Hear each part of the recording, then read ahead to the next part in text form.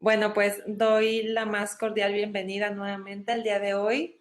Como ustedes saben, tenemos diversas actividades desde el Senado de la República y bueno, pues principalmente es un día bastante representativo y conmemorativo, sobre todo para quienes hemos trabajado directamente con víctimas, para quienes hemos incidido en la política pública desde la atención, la prevención y la erradicación, incluso la representación de las víctimas.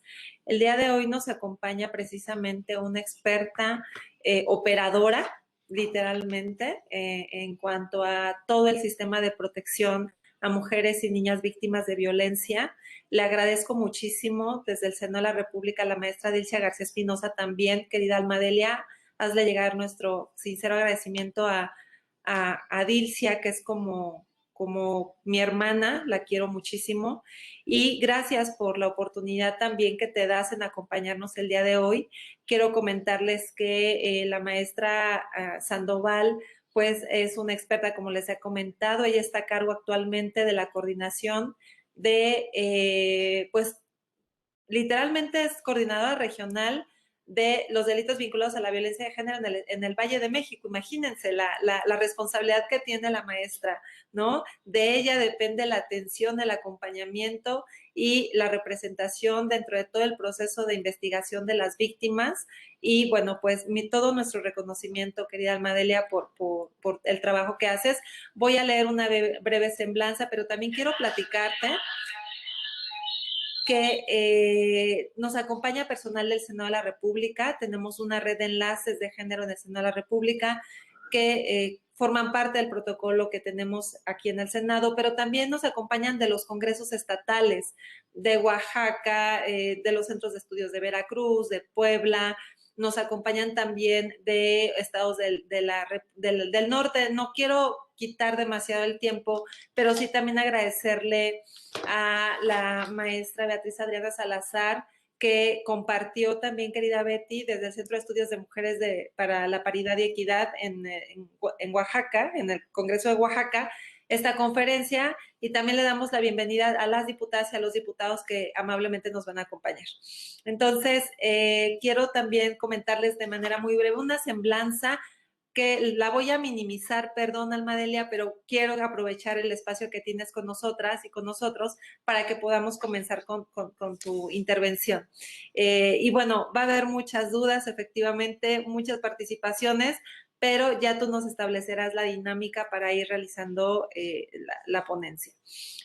Bueno, pues como les comentaba, ella se encuentra a cargo de la Coordinación Regional de los Delitos Vinculados a la Violencia de Género en el Valle de México, y ella es egresada de la Universidad Autónoma Metropolitana, es abogada, estudió la licenciatura en Derecho, también cursó una maestría en Derecho Penal y posgrado del nuevo sistema penal acusatorio, y ha cursado diversos diplomados y especialización y actualización en los Estados Unidos de Norteamérica y en Colombia. Cuenta con una maestría en Derecho Procesal Penal y Género por el Centro de Estudios de Posgrados, y bueno, ha participado también como ponente en diversos temas relacionados a la violencia de género, obviamente en el Estado de México, tomando como marcos referentes diferentes foros gubernamentales, académicos y de la sociedad civil.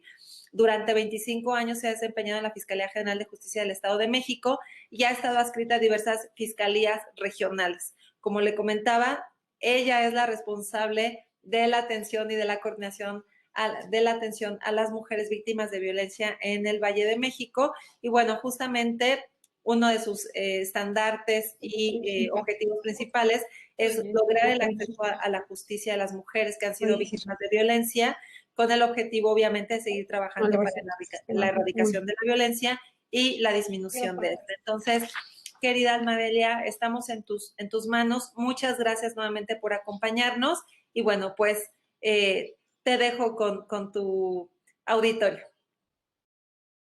Muchas gracias, Ulma. Pues agradecerles de antemano la invitación al Senado de la República, y pues buenas tardes a todas y a todos los compañeros que se encuentran aquí. Como dices, es un día, bueno, todos los días tenemos pues muchas cosas que hacer, pero hoy en especial, pues estamos en espera de manifestantes, de feministas que van a acudir aquí, pues mis oficinas están en el Centro de Justicia para las Mujeres de Cuautitlán, aquí en el Estado de México, y estamos en espera de 2 manifestaciones que van a llegar. Yo espero, quisiera yo hablarles de 1000 cosas, pero yo creo que sí va a ser un poquito complicado, porque no quiero que me agarren la manifestación en plena conferencia, ¿no? Pero bueno, creo que una de las cosas que sí quisiera yo compartirles, pues en mi trayecto durante la fiscalía, como bien lo comentas, ya tengo algunos años, pero especialmente en la Fiscalía de Delitos vinculados a la violencia de género, pues tengo también, yo creo que la mitad del tiempo que tengo en la Fiscalía.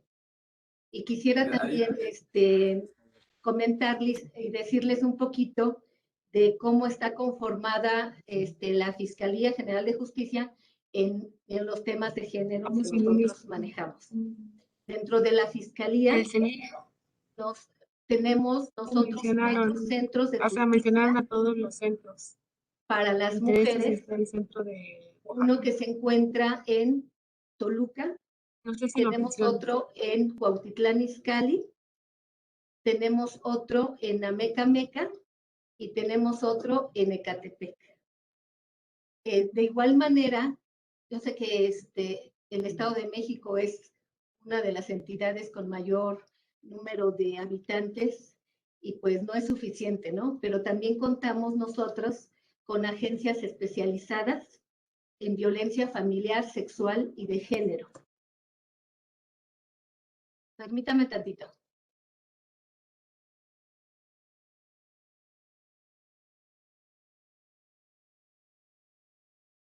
Ahorita. Perdón, ¿eh? Pensé que ya me habían llegado, pero no. Bueno, de agencias especializadas, nosotros en el Estado de México contamos en varias regiones. Una de ellas, en la zona que le llamamos los volcanes. No sé si han escuchado hablar de ellos, que es en la zona oriente, donde se encuentra Mecameca, Chimalhuacán. En esa área tenemos un centro de justicia, pero también tenemos agencias especializadas en la violencia familiar, sexual y de género. Tenemos la otra zona, es en la zona Toluca, en donde se encuentra un centro, pero también contamos con agencias especializadas en varios municipios, uno de ellos es Atlacomulco. Y en la zona del Valle de México, que contamos con 2 centros de justicia, como les comentaba, Cuautitlán Izcalli y Ecatepec, y tenemos varias agencias, una de ellas en Naucalpan, Tumpango, tenemos en Villa Nicolás Romero, tenemos en Tlanepantla. De igual manera, quisiera compartirles algunas de las acciones que se han llevado a cabo por parte de la Fiscalía de Género, que empezamos a trabajar precisamente durante la pandemia. Tenemos unidades móviles de género. ¿Qué es lo que hacemos en las unidades móviles? Nos acercamos a las entidades, los municipios más lejanos, en donde las víctimas no tienen el acceso a una agencia o a un centro de justicia para las mujeres. Nuestras unidades móviles se acercan a los municipios más lejanos. La unidad móvil cuenta con un ministerio público y un psicólogo, que son los que se acercan. Ya viene completamente equipada para dar inicio a las carpetas de investigación o alguna asesoría, dependiendo lo que la víctima así requiera. También es importante que sepan que dentro de la Fiscalía de Género se encuentran las fiscalías especializadas, que es la Fiscalía Especializada en Feminicidios, la Fiscalía Especializada en Trata de Personas y la Fiscalía Especializada en Personas Desaparecidas. Y la área en donde estoy yo, que es las coordinaciones regionales de género. De igual manera, en el tiempo de la pandemia, como parte de nuestras acciones, se crearon las denuncias, las predenuncias al 911, en donde las víctimas, como no podían tener acceso a llegar a nuestros centros o a las agencias especializadas, ellas hacían una llamada al 911 donde las atendía personal especializado, recababan los datos y se iniciaba una predenuncia. ¿Qué pasa con esta predenuncia? O la canalizaban a cada una de nuestras áreas, dependiendo del municipio, y nosotros iniciábamos una carpeta de investigación y girábamos de inmediato las medidas de protección. Ahorita sí quisiera platicarles acerca de las medidas de protección, porque es, pues yo creo que es parte fundamental para la prevención y para que nuestras víctimas no corran más riesgo. Tenemos cerca de 20 delitos en el área de género que nos competen. Pues entre ellos la violación, abuso sexual, sustracción de hijo, incumplimiento de obligaciones alimentarias, tenemos el fraude familiar, lesiones, lesiones ocasionadas por medios violentos. Nosotros damos atención a todas las mujeres que así lo solicitan, también a sus hijos. También es importante que ustedes sepan lo que tenemos en los centros de justicia para las mujeres. Aparte de que está personal de la Fiscalía, aquí nos apoyan otras instituciones, como es DIF, la Comisión Ejecutiva de Víctimas del Delito, la Secretaría de la Mujer del Estado de México, para que si la víctima que acude con nosotros, su finalidad o objetivo no es iniciar una carpeta de investigación, sino requiere de otro trámite, que es alguna demanda, un juicio de guardia y custodia, de alimentos, etcétera, se le canaliza al área correspondiente para apoyarla a dar inicio a esa demanda. También quiero comentarles qué hacemos como parte pues de la estrategia de acción y prevenir los delitos de género nosotros. Cuando llega una víctima a los centros de justicia o a una agencia especializada, y viene e inicia una carpeta de investigación por una violencia familiar, violencia de género, lo primero que hace el Ministerio Público, la capta nuestro abogado de primer contacto.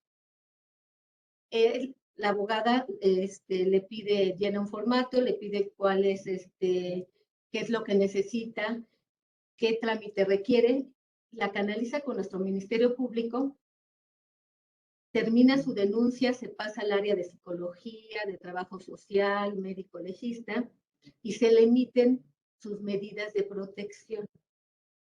Todas las víctimas que acuden con nosotros, mínimo, se llevan 3 medidas de protección, como mínimo. Entre ellas, pues se lleva la de vigilancia, de auxilio inmediato, se lleva la de vigilancia en su domicilio, y también, si así lo requieren nuestras víctimas, las son canalizadas a los refugios que contamos.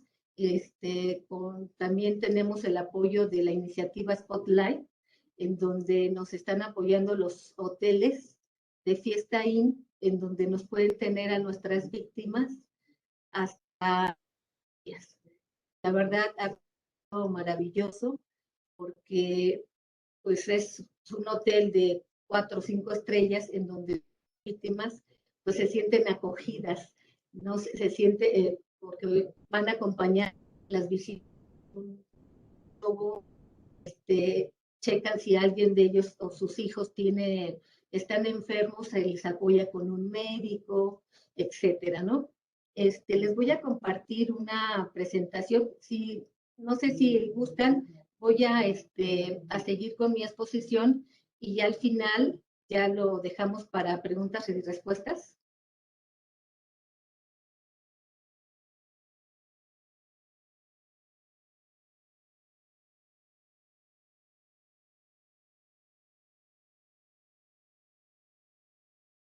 Ustedes me indican si ¿Sí están viendo la presentación? Sí, sí se observa, Almadelín. Gracias. Gracias. Bueno, sí quiero explicarles un poquito más sobre nuestras medidas de protección, nuestras órdenes de protección y nuestras medidas precautorias. Una de las principales características, como bien lo saben ustedes, del nuevo sistema de justicia y que es de importancia, es de que nuestras víctimas de delitos de género que lleven y que tengan la seguridad de que cuando acuden a un ministerio público, se les va a resguardar, que ellas se sientan satisfechas de el trámite que están haciendo y sobre todo que ya no van a ser pues maltratadas o que su agresor no las va a buscar, y por eso pues nosotros nos damos a la tarea de, de darles, dependiendo de cada uno, porque todas nuestras víctimas pues son diferentes, ¿no? Y algunas requieren de una medida, otras requieren de otras medidas. También es importante, antes de que se me pase, comentarles que cuando acuden con nosotros se llena un formato de riesgo. ¿Qué significa este formato de riesgo? Ahí nosotros detectamos si nuestra víctima está en un riesgo feminicida. Dependiendo de la evaluación que se le vaya haciendo, nosotros ponemos pues mayor atención en este tipo de víctimas. ¿Para qué? Para ver qué medida de protección es la ideal para ella. Una de ellas es retirarla inmediatamente del domicilio y resguardarla en uno de nuestros refugios. Bueno, como bien sabemos, en el artículo 137 de nuestro Código Nacional de Procedimientos Penales se encuentra una serie se enlistan una serie de medidas de protección, entre ellas que es la prohibición de acercarse o comunicarse con la víctima, la limitación para asistir o acercarse al domicilio de ella, la separación inmediata del domicilio, la entrega inmediata de objetos de uso personal, la prohibición de realizar conductas de intimidación o molestia a la víctima, vigilancia en el domicilio, protección policial, auxilio inmediato de instituciones policiales y traslado de la víctima ofendidos a refugios o albergues temporales, como lo estaba comentando, el reingreso de la víctima a su domicilio. Es importante también que quede establecido, claro, que hay medidas de protección que son facultad del Ministerio Público, que él, sin tener ninguna autorización del juez, las puede emitir. Pero hay medidas de protección que tienen que ser única y exclusivamente ratificadas por un juez, que son las medidas de protección contenidas en las fracciones 1, 2 y 3, deben de ser ratificadas por el juez de control en un plazo de 5 días después de haber sido impuesta por el Ministerio Público. ¿Cómo?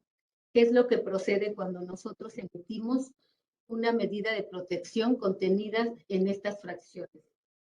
Llega la víctima, inicia su denuncia, se le emiten estas 3 medidas de protección.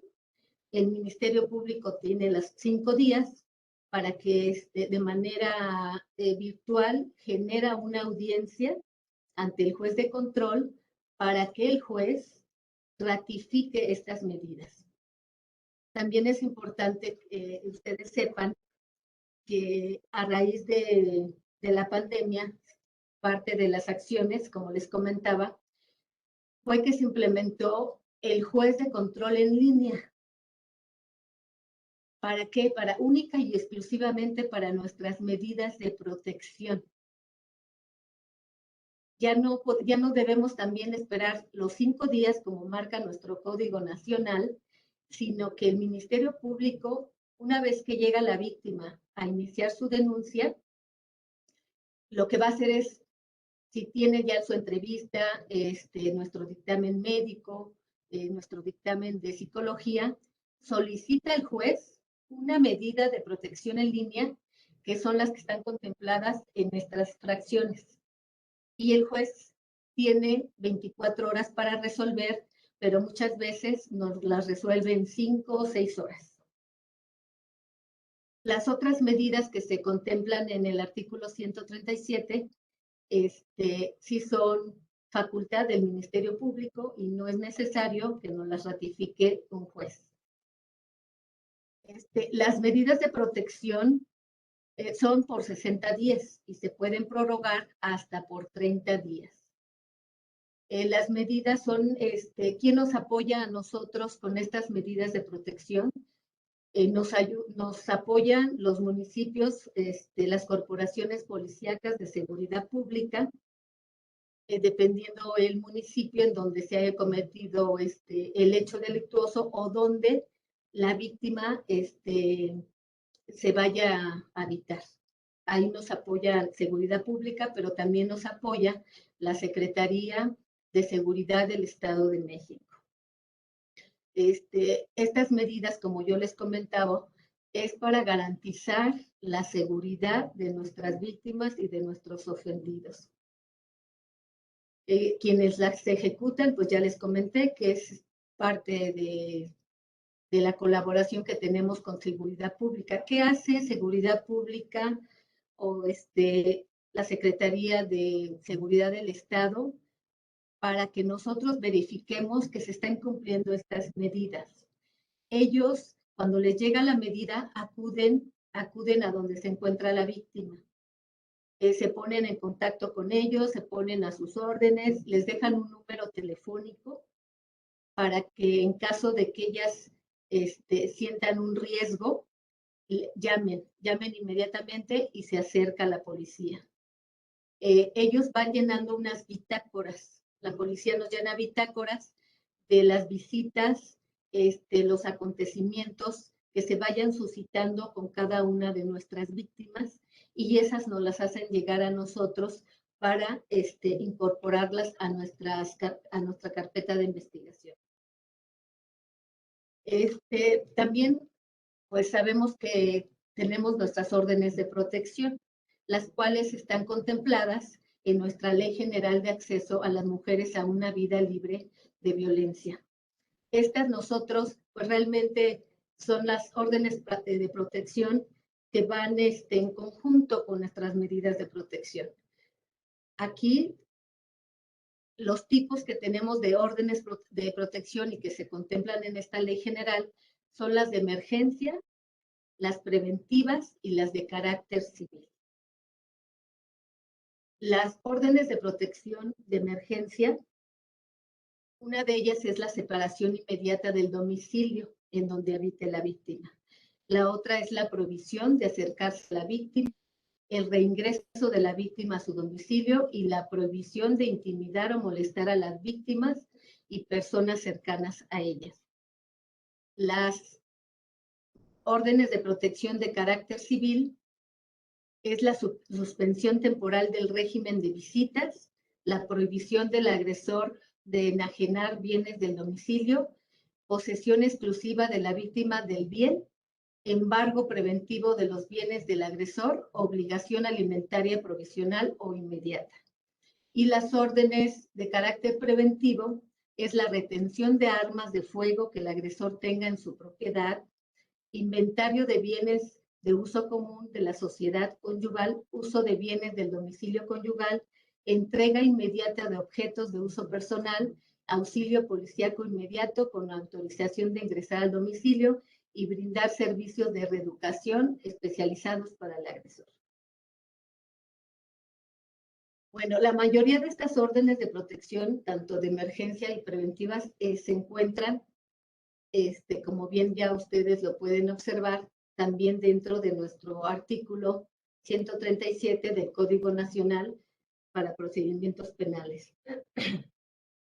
La Ley General de Acceso a las Mujeres a una Vida Libre de Violencia debe usarse de manera supletoria a nuestro Código Nacional. Y las órdenes de protección deben imponerse dentro de las 8 horas siguientes de que se tiene conocimiento de un hecho. Esto realmente pasa desde que llega la víctima con nosotros, se le emite ya sea la orden de protección o su medida de protección. Las medidas precautorias. Estas medidas que son las que el juez de control, a petición del agente del Ministerio Público, y son para garantizar la reparación del daño de la víctima o el ofendido. Este tipo de medidas precautorias son las que se solicitan cuando nosotros ya judicializamos nuestra carpeta de investigación, cuando ya nos vamos ante un juez de control para formular la imputación al agresor, y entonces solicitamos al juez este tipo de medidas precautorias. Esta petición de providencias precautorias deben sustentarse en los datos de prueba que nosotros les ponemos al juez dentro de nuestra carpeta de investigación. Y de ahí derivar la posible reparación del daño y que el imputado está obligado a pagarlo.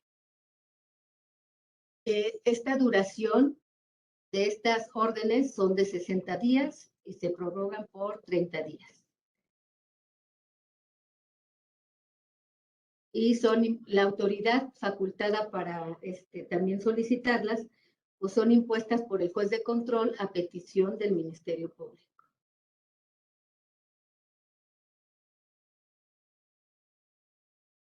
No sé si hasta aquí tengan alguna duda.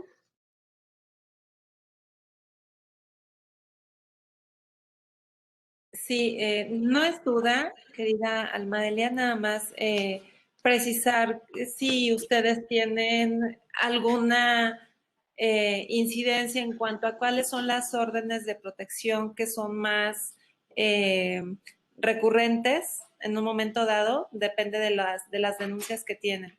Porque a final de cuentas, al hablar del Valle de México, muchas y muchos de los que yo no, pero yo ahorita ya radico en la Ciudad de México, pero por mucho tiempo radiqué mi residencia estuvo en el Estado de México, y a lo que voy es que identificar, ¿no? Que sobre todo, ¿sabes qué es lo importante? Que sepan que hay un mecanismo articulado para la protección de las mujeres y de las niñas, porque en muchos casos pensamos que cuando denunciamos algún tipo de violencia, la violencia o la reparación o el acceso a la justicia es que detengan en ese momento o que detengan posteriormente el juez y lo encarcelen, cuando efectivamente aquí la prioridad, y es justamente la articulación de los centros de justicia, la articulación de la protección de las víctimas, es justamente eso, detener la violencia y evitar que se incremente o que en un momento dado la víctima incluso pueda perder la vida, ¿no? Como es en el caso de feminicidios. Mi pregunta es, si tienen ustedes, ¿cuáles son las órdenes que más se determinan, se dictan para proteger a las mujeres? Y si en un momento dado, sé que hay casos excepcionales en los que las mujeres desafortunadamente pierden la vida, pero sí creo que debe de haber una alta eficacia en las órdenes de protección, ¿no? Entonces, yo quisiera saber cuáles son las órdenes de protección que se dictan, que son más recurrentes o más necesarias en esta urbe de la Ciudad de México, y porque sé también que muchas de las mujeres incluso van en tránsito, no viven en el estado y viven aquí en la ciudad, es decir, la zona conurbada es una gran concentración de población y de mujeres. Entonces, incluso en el transporte público, ¿no? Por ejemplo, o sea, todas las mujeres que salen del Valle de México a la Ciudad de México y viceversa. Entonces, es prácticamente eso. Sí, ¿cuáles son la mayor incidencia en cuanto a dictar este tipo de órdenes y cuáles son las principales? Claro que sí, Zulma. Las principales medidas de protección u órdenes de protección que se emiten es la de vigilancia y auxilio inmediato a la víctima. Asimismo, el apercibimiento, que muchos lo conocen como una orden de restricción, de decirle al agresor, ¿sabes qué? Se te apercibe para que no molestes, amenaces, vuelvas a agredir a la víctima. Esas son las medidas más recurrentes, lo que comentaba al principio, que son esas tres, que es la de auxilio inmediato, vigilancia en el domicilio y el apercibimiento para el agresor. Últimamente, a raíz de la pandemia para acá, una de las medidas que también ya es más recurrente y ya que tenemos más acceso también nosotros con el Poder Judicial para solicitar las órdenes de protección en línea que son ratificadas por el juez, es la de sacar al agresor del domicilio e ingresar a la víctima y a sus hijos al domicilio. Porque se nos presentan muchos casos en donde nos llega una víctima con sus hijos porque el agresor los sacó de su domicilio a medianoche, sin ropa, sin documentos, sin dinero, los saca, pues llegan con nosotros y pues nosotros los canalizábamos un refugio. En ocasiones lo tenemos que hacer porque el domicilio tampoco es seguro. Pero cuando tiene un domicilio y tienen sus cosas y tienen ahí pues sus documentos, teléfonos, etcétera, lo que ahora estamos haciendo es sacamos al agresor del domicilio y metemos a la víctima junto con sus hijas. Porque pues no es justo que todavía el agresor hace lo que hace y se quede en el domicilio, ¿no? Y es lo que estamos haciendo. Lo sacamos, ingresamos a la víctima y le ponemos vigilancia en su domicilio para que el agresor no vuelva a regresar.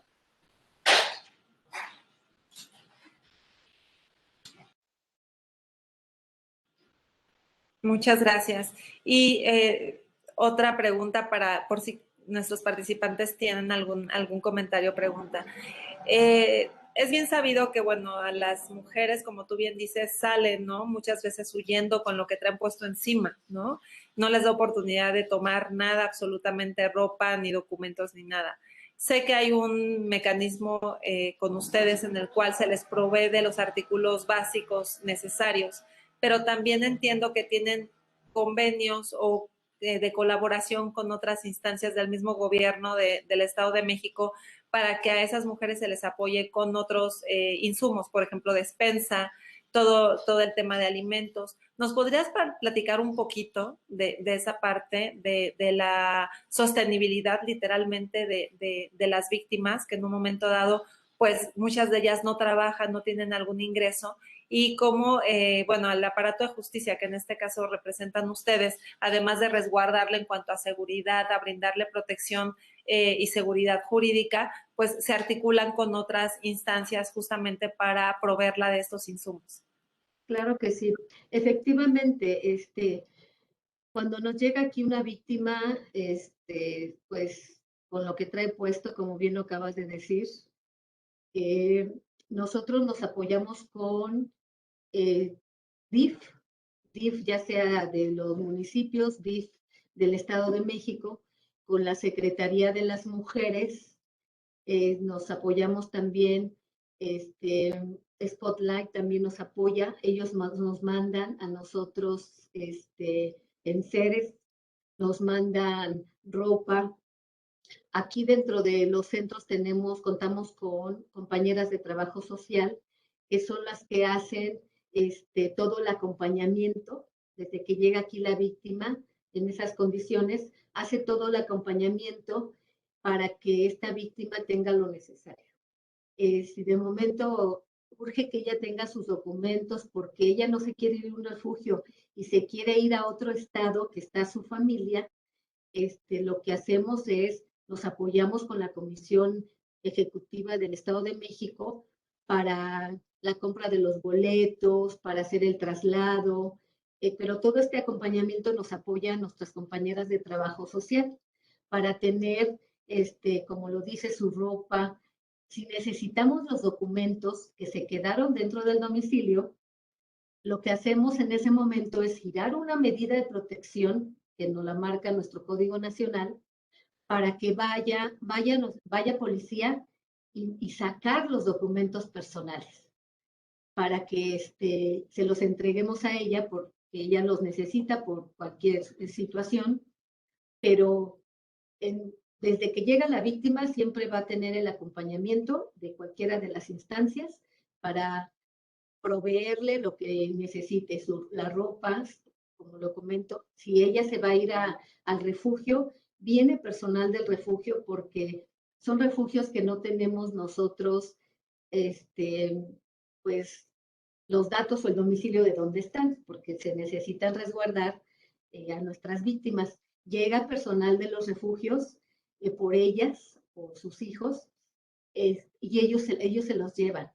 Cuando nuestra víctima tiene que hacer trámites dentro de nuestra carpeta de investigación o en las demandas, si realizaron alguna, el personal de los refugios, ellos las traen a realizar los trámites que sea necesario, a psicología para que sigan para que se les realice el estudio especializado en género, ya sea que si tienen trámite pendiente para un dictamen de medicina legal, pero en todo momento ellas están siendo acompañadas por el personal del refugio y nunca las dejan solas.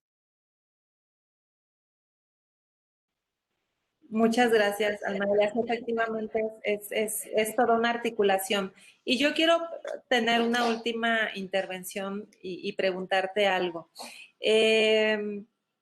Los centros de justicia para mujeres, cada estado tiene al menos 1 o 2 centros de justicia para las mujeres. Son estos centros donde se concentran efectivamente los servicios, no solamente para facilitar en un solo espacio que la mujer vaya a denunciar, sino que ahí mismo se le tramiten estas medidas de protección ante un juez penal, justamente como tú bien decías, para ordenar que el agresor o la persona agresora salga del domicilio, que le devuelva los objetos, documentos, lo que ella requiera para su supervivencia.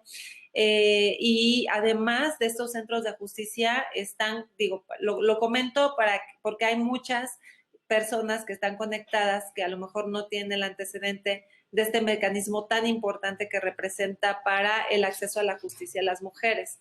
Estos centros de justicia, como les decía, además de estar concentrados los servicios para que la mujer vaya y denuncie y está en la agencia del Ministerio Público, ahí mismo se otorguen o se concedan las medidas de protección a través de los jueces.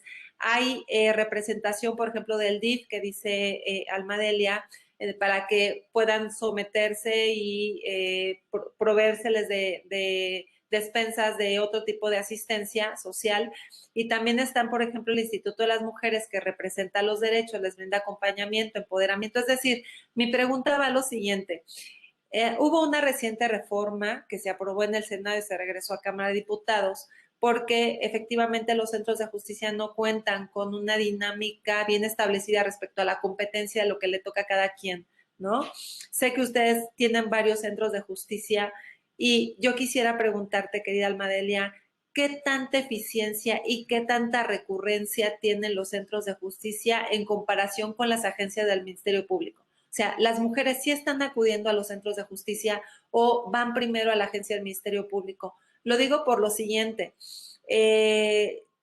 Yo tengo la percepción, y es algo en lo que tenemos que trabajar como mexicanos y mexicanas, que la justicia no es encarcelar al agresor o a la agresora. O sea, identificamos justicia, cárcel, cuando de verdad lo que se busca es una justicia reparadora y restaurativa en cuanto a los derechos violados, ¿no? Entonces, la reparación del daño en la víctima debe ser lo principal. Y yo a eso voy justamente, ¿no? Mi pregunta es, ¿qué tanta incidencia, qué tanta eficiencia tienen los centros de justicia? ¿Les han funcionado realmente en el Estado de México? O si las mujeres continúan acudiendo como un primer caso ante la agencia del Ministerio Público bajo esta perspectiva que yo te cuento. No, definitivamente sí ha sido un gran avance en los centros de justicia para mujeres, Zulma. Pues hay ya mayor difusión, ya tenemos un centro de justicia, te voy a hablar de Catepec. Ahí teníamos una agencia especializada en violencia familiar y sexual, que trabajaba únicamente de lunes a viernes de 9 a 7 de la noche. Y lo demás, cuando pasa, pues, a todas horas pasan agresiones, ¿no? Y tenemos víctimas. Acudían a un ministerio público de una regional, que así le llamamos nosotros, en donde iniciaban su carpeta y se remitía a las agencias especializadas. A raíz de que se crean estos centros de justicia para mujeres, Ecatepec es el más nuevo.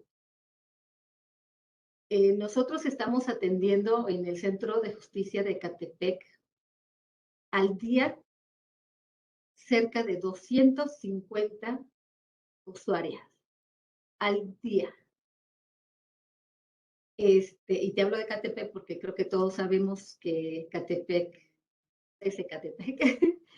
Y el hecho de que nuestra víctima llegue a un lugar en donde no únicamente va a iniciar una carpeta de investigación y se va a retirar, y que llegue y que la atienda una abogada de primer contacto, que le llene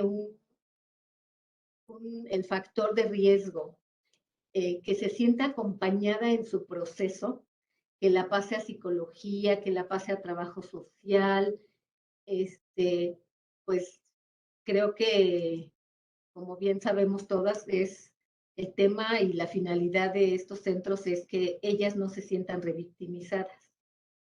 Y sí nos ha funcionado, definitivamente, y no es suficiente 4 centros de justicia. Como bien lo dices, hay otros estados que tienen 1, pero el Estado de México, pues, es el estado de mayor población y sí sería importante que hubiera, no sé, a lo mejor 10 centros de justicia para las mujeres, para que no llegue una víctima a una agencia que está en Atlacomulco y que únicamente trabaja de 9 a 7, de lunes a viernes, porque se siente ella, no se siente apoyada, no siente que el hecho de haber ido a iniciar una denuncia no tiene la protección, ¿no? Porque le dicen, véngase tal día o vaya, acuda a tal instancia para el psicólogo, váyase hasta Toluca para apoyo a periciales, ¿no? Pues sí pasa, porque no tenemos más centros y tenemos municipios que están muy alejados, hablando del sur del Estado de México, Tejupilco. Pero para nosotros, tratar de cubrir todo esto que yo te comento, Zulma, se crearon mesas de género. Esas mesas de género se encuentran dentro de los ministerios públicos de las fiscalías regionales. ¿Qué es lo que hacen estas mesas de género? Sí trabajan las 24 horas, pertenecen a la Fiscalía de Género. Si llega una víctima con un tema, un delito de género, inmediatamente lo absorbe esta mesa de género y pues le da sus medidas de protección. Si no tiene en ese momento un psicólogo, le llama y de manera virtual el psicólogo, si no puede acercarse a Tejupilco, porque lo tenemos en Toluca, para la erradicación de la violencia, de manera virtual se conecta con la víctima para tratar de explicarle qué va a hacer, para hacerle un estudio especializado, etcétera, ¿no? Creo que vamos avanzando mucho en el tema de la violencia de género y sobre todo para que nuestras mujeres y niñas estén seguras. Como dices, antes llegaba, yo te hablo de aquí de Cuautitlán Izcalli, del Centro de Justicia para Mujeres, llegaban las víctimas y algo muy curioso, ¿no? Y me decían, es que yo vengo al Ministerio Público, es que este es un Ministerio Público, ¿no? Es que esto es muy diferente, ¿no? Desde que tenemos pues una sala para contención, salitas para atención, una sala grupal, o sea, pues todo el caminar tenemos una atención integral. Desde ahí dicen, es que esto no es un ministerio público, estamos acostumbrados a llegar y ver al ministerio público a lo mejor con su cara, en vez de apoyar, pues revictimiza, ¿no? Y creo que el hecho de tener estos centros de justicia para las mujeres, estas mesas de género, nuestras agencias especializadas que la verdad estamos tratando también de que trabajen las 24 horas estas agencias para que no tengamos ninguna excusa de no dar una atención a nuestra víctima que así lo solicite. Pero vamos caminando, creo que a pasos gigantescos. También quiero comentarles que contamos con agencias llamadas ANAES, no sé si las han escuchado, agencias de niñas, niños, adolescentes y expósitos. Esas agencias también se integran a la Fiscalía de Género. ¿Y qué es lo que hacen estas agencias? Como su nombre lo dice, dan atención a niñas, niños y adolescentes. Ellos realizan todo el protocolo, la atención integral. Cuando ellos detectan que hay una situación de un delito, las canalizan ya sea a los centros de justicia para mujeres o a la agencia especializada de su competencia para que no, de este lado castiguemos nosotros la conducta. Pero lo que hacen esas agencias, únicamente tenemos 3 en el Estado de México. Una está en Ecatepec, otra está en Tlalnepantla y otra está en Toluca. Y también, la verdad, ha sido de gran apoyo porque tienen mucha comunicación con los DIF, porque si nosotros se detecta que una niña, un niño, un adolescente, el expósito, tiene riesgo, nosotros lo resguardamos, se buscan redes de apoyo para poder colocar a nuestra niña, niño o adolescente en un hogar, pues donde esté fuera de violencia. Si no contamos con esas redes de apoyo, en la última instancia es canalizarlo a un DIF para que esté a disposición de ellos, en lo que nosotros seguimos buscando alguna red de apoyo. Si no es posible, pues DIF también hace pues lo que le toca para que estos niños tengan una familia, ya sea de acogida o los den en adopción. Muy bien, querida Alma, ya tenemos varias participaciones en el chat. Voy a tratar de mencionarlas. Nos pregunta Susana Prado que bueno, que si nos podrías comentar cuántas mujeres son atendidas al año a través de las fiscalías y los centros de justicia aproximadamente. Ya comentabas ahorita que en Ecatepec, que es uno de los municipios más complicados en cuanto a seguridad a nivel nacional, se atienden a mujeres, a 250 mujeres y niñas al día, ¿no? Y sí. Exacto. Mira, yo les puedo, perdón, Zulma, comentar no más o menos. El total, ahorita la mano no lo tendría, pero les comento, en Ecatepec es un aproximado por día de 250 mujeres que atendemos, que van a iniciar denuncia, van a asesoría, van para que se les inicie una demanda de cualquier índole, van a atención psicológica, etcétera. En Cuautitlán Izcalli, que tenemos el otro centro de justicia para mujeres, ahí se atiende alrededor de 180 mujeres al día. El Centro de Justicia para Mujeres de Toluca está atendiendo alrededor de 200 mujeres al día.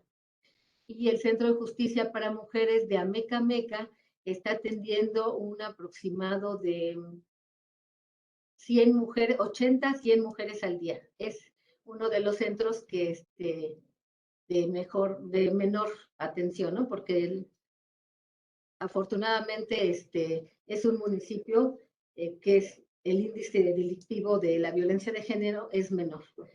Y de ahí pues nos vamos a las agencias especializadas que tenemos en el Estado de México, 14 agencias especializadas, hablando la de Naucalpan.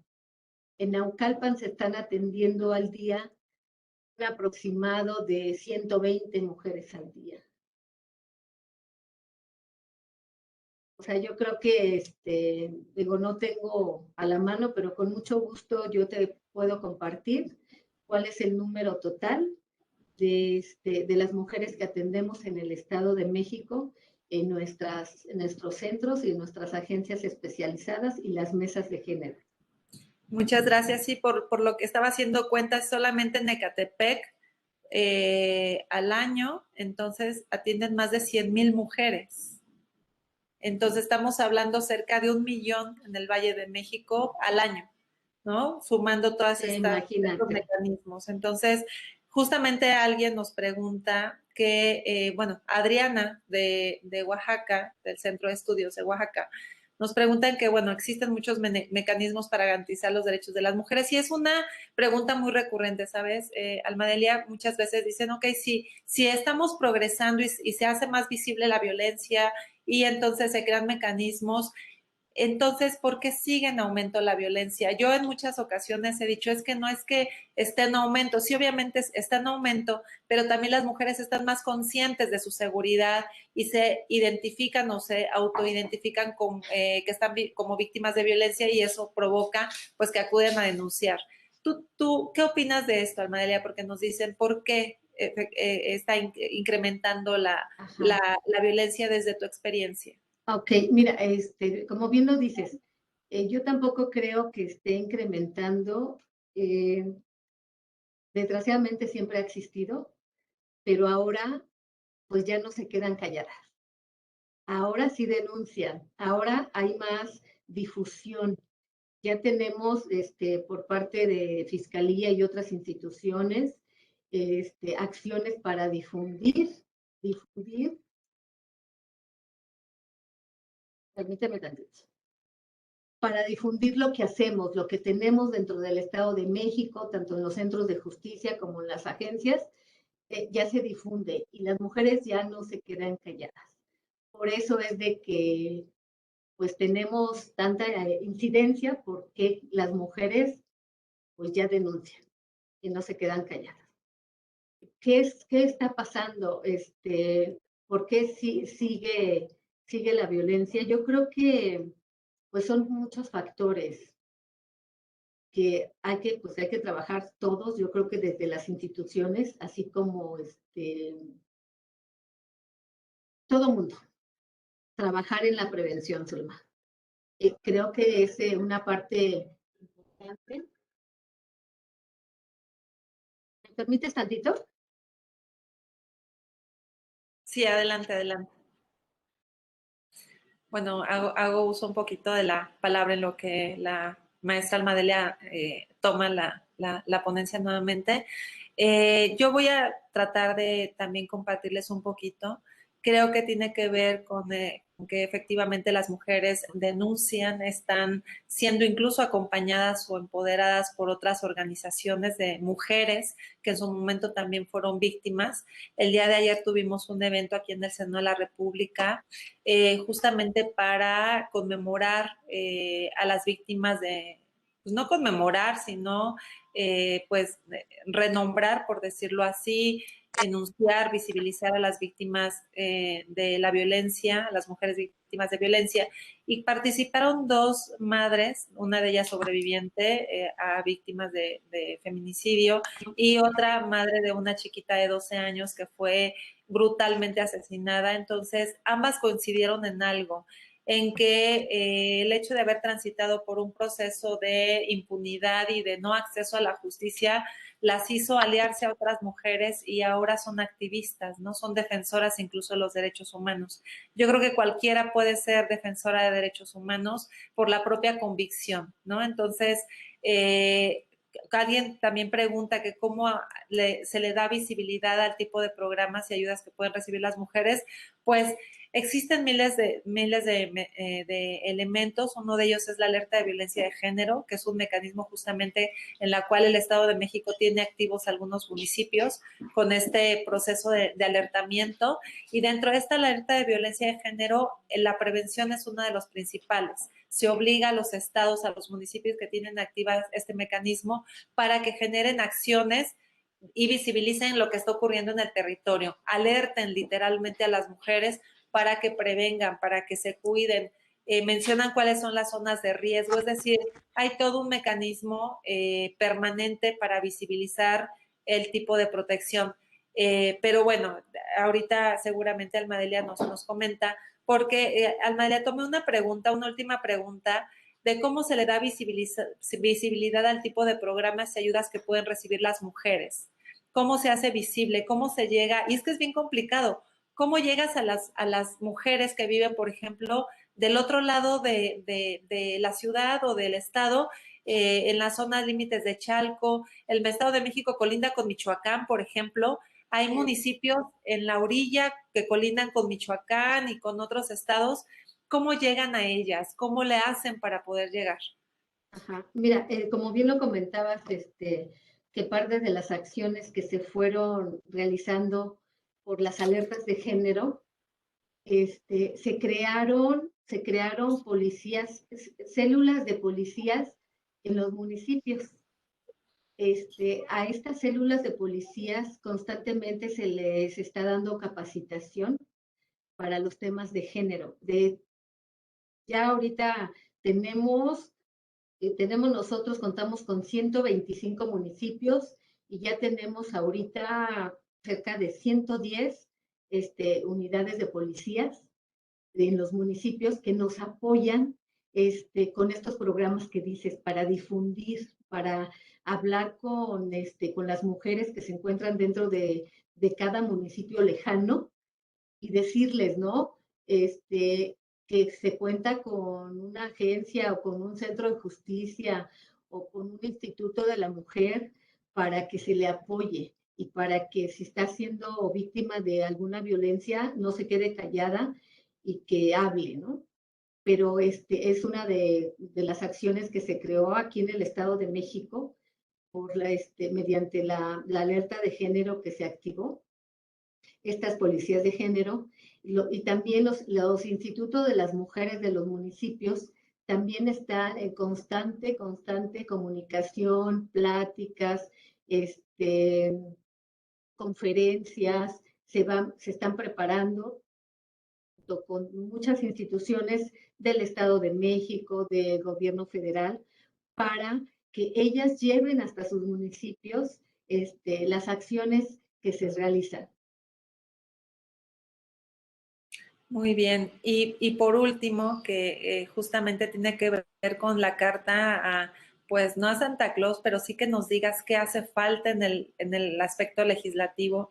Elegimos al Estado de México porque sabemos que la Ciudad de México tiene concentración de poderes, es otra dinámica, es otro tipo de reacción la que se pueda tener en la Ciudad de México, pero de verdad es un honor y un gusto saber que hay mujeres tan comprometidas como tú, como Dilcia, como pues literalmente todas las que están al frente, ¿no? De la Secretaría de las Mujeres, de la Comisión de Víctimas. ¿Qué hace falta, Almadelia? Están conectadas y conectados diputados de los congresos estatales, de Oaxaca, de Veracruz, de Puebla. Dinos, ¿qué hace falta? Como ejemplo, para el Estado de México, ¿qué hace falta desde el Congreso? Hablando de impunidad, sabemos que está en manos de los jueces y de las juezas en muchas ocasiones la justicia, ¿no? La interpretación o la clasificación o reclasificación de los delitos que a veces hacen los jueces, y que lo decía ayer la ministra Olga Sánchez Cordero, la presidenta del Senado. A los jueces se les tiene que revisar, se les tiene que observar de manera permanente que estén haciendo su chamba, que estén haciendo su trabajo. ¿Qué hace falta? ¿Qué sientes tú como operadora de este acompañamiento a las mujeres, que sé que es arduo, sé lo que representa trabajar con las víctimas, sé el desgaste porque ustedes escuchan, se vuelven empáticas con las víctimas y lo viven a través de ella la violencia? ¿Qué hace falta? ¿Qué es lo que tú dirías? Sabes que esto me frustra mucho, hace falta A, B, C, y a los congresos les hace falta esto. ¿Nos podrías compartir esa parte?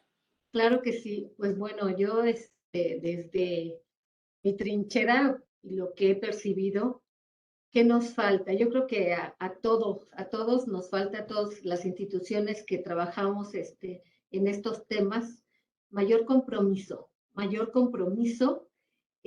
que nuestra gente, hablando de fiscalías, poder judicial, todo mundo que acompaña a nuestras víctimas, mayor capacitación, sensibilidad, mayor empatía, que nos pongamos en los zapatos de las víctimas. Bueno, ese es en primera instancia. ¿Y qué nos hace falta? Pues mayores recursos. Necesitamos mayores recursos y tener el personal suficiente para que las víctimas sean atendidas de inmediato. Porque una realidad es de que las víctimas que llegan sí tardan en su proceso porque no hay personal. Hay lugares que están solos, relativamente no llegan tantas víctimas, pero no sé, Catepec, nos llegan hasta 30, 40 para iniciar una carpeta de investigación, cuando nada más tengo 3 ministerios públicos para iniciar carpetas. Eso yo creo que es algo de segunda instancia, ¿no? Tener el personal suficiente aquí, en el Poder Judicial, jueces también más comprometidos, que sepan de la perspectiva de género, porque a estas alturas, pues hay servidores públicos que no tienen ni idea de nuestros temas. Te platico algunas vivencias de hace algún tiempo, cuando a mí me tocaba ir a audiencias ante el juez de control, una violencia familiar. El juez me decía: fiscal, ¿para qué me traes esto? Arréglalo en tu oficina. O sea, ¿no? A esas alturas. Creo que también ya pues se les está dando capacitación, así como al personal de la Fiscalía y de otras instituciones. Constantemente estamos en capacitación, pero creo que falta, pues como te comentaba, el compromiso de todos, de todas y todos, y la sensibilidad y la empatía. Pues bueno, estamos súper comprometidos, al menos en el Senado de la República, y sé que así es también desde la Cámara de Diputados, respecto a los avances legislativos. Nuestro trabajo es, y me sumo a él, ¿no? Como parte del Senado, es mantener un marco jurídico operable, ¿no? Que funcione, que les brinde las herramientas. Pero sí creo que coincido totalmente contigo que la responsabilidad recae en los operadores de justicia, tanto en la investigación como en la impartición de justicia. Y bueno, pues yo quisiera antes que cerrar este proceso, porque sé que ya tienes a las manifestantes ahí cerca, igual en un ratito estamos esperando algunas aquí en la Ciudad de México. Sí. Yo quisiera también agradecer y compartirte que nos acompaña también el director general de Recursos Humanos, el licenciado Medel, que está conectado. Él ha sido un gran aliado siempre aquí en el Senado y bueno, pues es quien también participa y hace posible que el Senado esté certificado en igualdad laboral, no discriminación y muchas otras cosas, ¿no? Entonces, le agradezco mucho al director general que está con nosotros, también al licenciado Jesús Jaques, que es el director de Protección Civil. Creo que una de las puntos asertivos y positivos que tenemos es justamente que hay funcionarios y funcionarias que se involucran, ¿no? Y esto es muy importante. Yo creo que ustedes lo han vivido también, tienen personas muy capaces y muy comprometidas también, igual. Entonces, también nos acompañan, bueno, están representadas, para que sepas, Armadelia, 8 áreas del Senado de la República. Está el Centro de Capacitación, la Unidad de Modernización Administrativa, el Archivo Histórico, la Tesorería, el Centro de Investigación Gilberto Bosques, Recursos Humanos, Protección Civil, como ya lo comentaba. De la Cámara de Diputados también nos acompañan Estudios para el Desarrollo Rural y Estudios Sociales y de Opinión Pública. Y bueno, como te comentaba, desde el Congreso de Oaxaca, el Centro de Estudios para la Mujer y la Paridad de Género, y también asesores y asesoras de diputados y diputadas. Entonces, te quería comentar y ya me están pasando aquí una tarjetita en donde me dicen que por favor tengamos ahí a la mano la encuesta sobre la entrevista, sobre la calidad y la actividad que tuvimos el día de hoy. Y pues mira, te comentan rapidísimo que te están felicitando por el gran trabajo que haces, María Elena González. Muchas gracias, María Elena. Sí, efectivamente, hacen un gran trabajo en el Estado de México, me consta. Y si existe alguna página o directorio específicamente de los centros de justicia sobre esta difusión. Y bueno, pues nos quedamos con tu mensaje de despedida, querida Almadelia.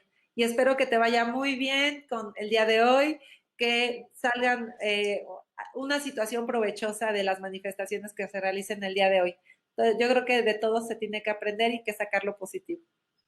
Claro que sí, gracias, Zulma. Pues yo agradecerles de antemano la invitación y pues me da mucho gusto conocerlos, aunque sea por este medio, a todas y a todos.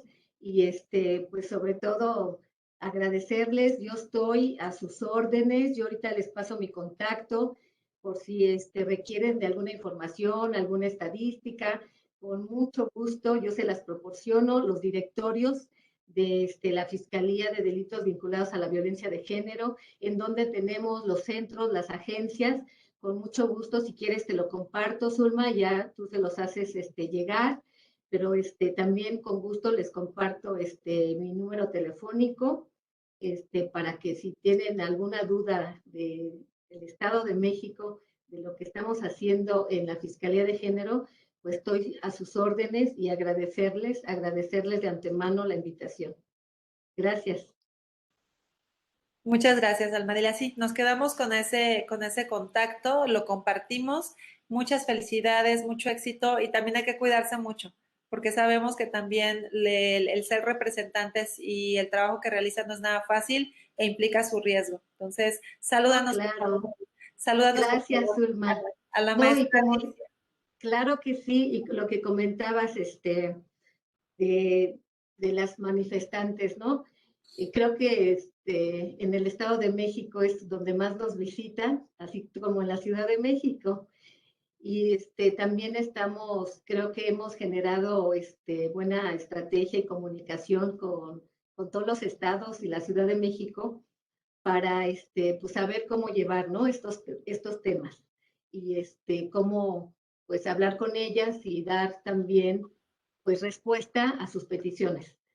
Esto pues lo venimos haciendo constantemente aquí en el Estado de México, tiro por viaje, tenemos manifestantes, pero vamos trabajando, ¿no? Yo sé que pues algunas están de acuerdo, algunas no, pero pues se respeta y nosotros tratamos de dar resultados y pues también yo le paso tus saludos a la maestra Dilcia, que ya también los saluda con afecto. Ella hubiera querido también estar con ustedes, pero también tiene infinidad de ahorita de situaciones, tiene ahorita manifestantes allá en Toluca, bueno, en fin, pero pues estamos a sus órdenes y pues también agradecerles por parte del Fiscal General de Justicia del Estado de México la invitación y que sepan que estamos a sus órdenes.